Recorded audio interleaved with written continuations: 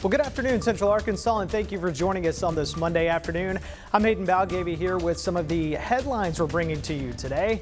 An Arkansas man is under arrest accused of planning to attack a pride parade in Idaho, what investigators say happened in about 5 minutes. Plus, Governor Hutchinson is leading a new task force to help make the nation's schools safer. What lies ahead for this bipartisan group of governors? Plus, lawmakers in Washington continue to hear testimony regarding the January 6th attack on the U.S. Capitol. What the goal of today's hearing is coming up in about 10 minutes. But first is what we're all talking about here in Arkansas, that extreme heat settling in. Scott Covert, we've been talking about it this morning, and goodness, it's just going to be one of those days. It's going to be one of those days, and I'm afraid to tell you it could be one of those weeks. And if you look into the long range, next week could be just as hot as well. Let's take a look at the numbers on where we're at right now. We've quickly warmed up, nearly as hot as we were this time yesterday. 92 right now in Little Rock, 91 in Searcy, it's 89 in Arkadelphia, 91 currently the reported temperature in Hot Springs. But that's only part of the story. You find the heat index value. That's when you factor in the humidity, and there's a lot of it. It feels like 106 right now in Batesville and Searcy. 104 is the current feels like temperature in Little Rock. It's going to go up a little bit warmer once we get into the afternoon hours. We very well could see heat index values approach 110 degrees, cooling off this evening. But even then, by 10 o'clock tonight, you're tuning in to Tom Brannon, it's still going to feel like 91 degrees outside, so it's no surprise we have heat advisories for the entire state of Arkansas, or excessive heat warnings. That's a level above for parts of northeastern Arkansas as well as the River Valley. The actual air temperature reaches 97 degrees under a mostly sunny sky. It's going to look a little hazy out there as a result of all that moisture. You're probably also going to notice the winds picking up out of the southwest, 5 to 15 miles per hour. Over the coming days, this is what I'm tracking, mid to upper 90s with heat index values back in the triple digits. So look at your extended forecast is coming up. You heard it from the man himself. It's going to be a hot week, so here's what you can do to stay safe. Know the signs of heat exhaustion and heat stroke. Early detection could actually save lives. Now, limit the outside area and stay hydrated. Now, if you have to be outside, take breaks in the shade as often as you can. And of course, if you feel dizzy or worse, you aren't sweating anymore, get to a cool area as quickly as possible. Arkansans know the drill, but check out the website on your screen for more information. One person is dead after a shooting in Pine Bluff. It happened earlier this morning in the 1800 block of South Poplar Street. Officers found a young man had been shot, and the coroner pronounced him dead at the scene. Now, at this time, we know the victim is a minor, but police have not released any suspect information. If you have any information about what happened, call police at the number on the bottom of your screen or send Pine Bluff Police a message on their Facebook page. In Hot Spring County, a man is hospitalized after an officer-involved shooting. Stephen Silvas is recovering this afternoon. Police say they were called to a home in the Perla community where Silvas was reportedly involved in a fight. Now, when arriving in Perla, deputies saw Silvas driving and initiated a traffic stop. According to police, Silvas did not comply with the deputies and they tased him. That's when officers saw he had a handgun. Now, Silvas was then able to escape as an officer shot at his car. Once police found him, once again, Silvas approached them with his hands hidden behind his back, refusing to show them, prompting police to shoot him. Deputies gave emergency medical care before he was taken to the hospital. Of course, this is a developing story, and we'll bring you the very latest on THV11.com. As for another story we're closely following, officials identifying the victim who was found dumped at the Central Arkansas Recycling Center last week. Pulaski County sheriffs tell us that 68-year-old Terry Bailey from Hoxie was found on Ironton Road as a recycling truck was being unloaded.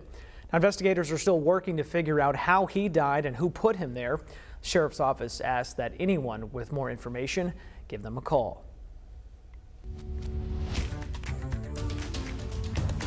This afternoon, this Arkansas man on your screen is accused of planning to attack a pride event along with a group of suspected white supremacists. Now, investigators say the group was dressed in riot gear near the event in Coeur d'Alene, Idaho. 22-year-old Devin Wayne Center of Fayetteville is now out on bond facing charges of criminal conspiracy. Now, he is just one of the 31 men that are facing charges of criminal conspiracy this afternoon. Now, authorities say that they appear to be members of the Patriot Front. This morning, Lilia Luciano tells us more about that organization that the Southern Poverty Law Center has deemed a hate group. These guys stopped a U-Haul full of dudes, masked up. Police in Coeur d'Alene pulled over a U-Haul, finding 31 suspected white supremacists packed inside. They were zip-tied and arrested, accused of planning to riot. They had shields, shin guards, and other riot gear with them, including at least one smoke grenade. The police chief said the dozens arrested on misdemeanor conspiracy charges appear to be members of Patriot Front, a hate group according to the Southern Poverty Law Center. A concerned citizen called 911 to report them. Based on the gear that the individuals had with them, the stuff they had in the possession and in the U-Haul with them, along with paperwork that was seized from them, that they came to riot downtown. The group was stopped just blocks away from an LGBTQ pride parade. The quote that we received through dispatch was, it, quote, looked like a little army that was loading up into the vehicle. The suspects come from 12 states, among them Thomas Ryan Rousseau. He's one of the leaders of the Unite the Right rally in Charlottesville, Virginia that turned deadly in 2017. You can see in the back of the U-Haul, looks like a flag and what looks to be a shield.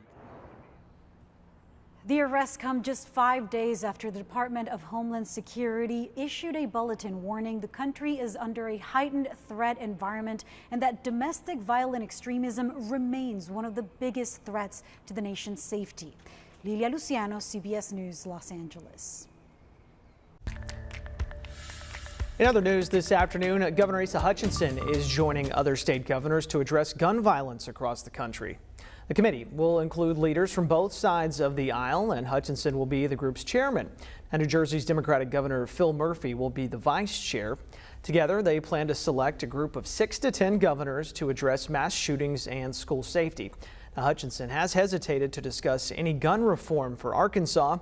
But in a bipartisan letter to the White House describing this task force, the governor's group said, quote, what they want to do is, quote, provide suggestions to keep our schools and communities safe in a manner that is consistent with the demands of the American people who overwhelmingly support gun safety measures. Happening right now in Washington, a committee of House lawmakers are investigating the January 6th assault on the U.S. Capitol. Today, the committee is making the case that President Donald Trump fanned the flame of anarchy by insisting the 2020 election was stolen. Natalie Brand reports from Capitol Hill. Members of the Select Committee say former President Donald Trump spurred on Capitol rioters by knowingly spreading the lie that the 2020 presidential election was stolen. The Trump campaign legal team knew there was no legitimate argument, fraud, irregularities, or anything to overturn the election. And yet President Trump went ahead with his plans for January 6th anyway.